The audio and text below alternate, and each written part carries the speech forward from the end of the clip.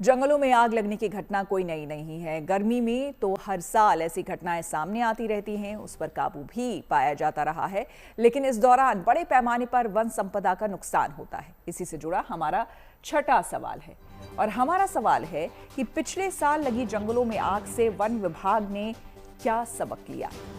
देखिए, अब तो नई टेक्नोलॉजी भी आ गई है, उसका कितना इस्तेमाल हो रहा है और उससे कितना फायदा हो रहा है, ये सब भी अपने आप में एक बड़ा सवाल है।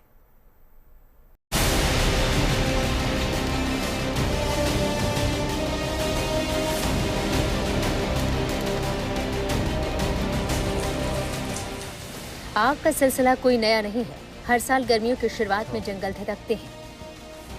हर साल जंगल में लगने वाली आग एक बड़े हरे भरे हिस्से को निगल जाती है।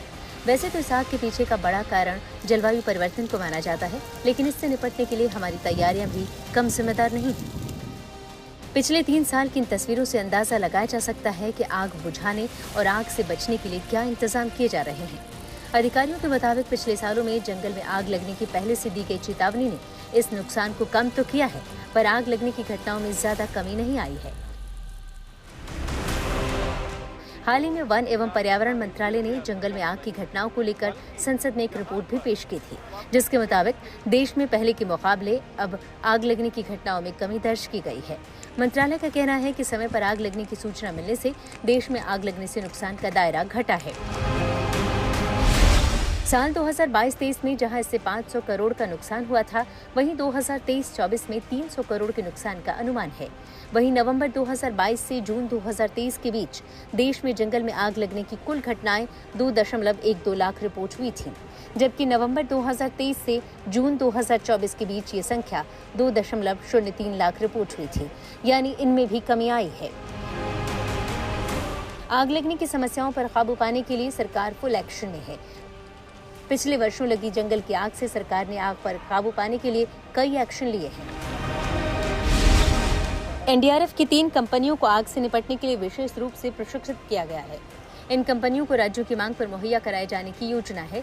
वहीं इन 3 कंपनियों में कुल 150 जवान शामिल हैं, जिन्हें राष्ट्रीय आपदा प्रबंधन प्राधिकरण यानी एनडीएमए और राष्ट्रीय आपदा कार्रवाई बल यानी एनडीआरएफ ने संयुक्त रूप से प्रशिक्षण दिया है। जाहिर है, पिछले कुछ सालों में धधकते जंगलों से सबक तो लिया जा रहा है, साथ ही इन घटनाओं पर काबू पाने के लिए वन विभाग भी लगातार पहले से अलर्ट जारी कर रहा है। ग्रामीणों को सतर्क रहने की सलाह दी जा रही है।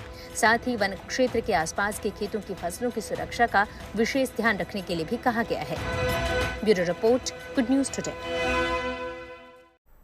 जंगल में आग लगने से न सिर्फ वन संपदा को नुकसान होता है, बल्कि ये वन्य जीवों के साथ ही आम लोगों के लिए भी परेशानी का बड़ा सबब है।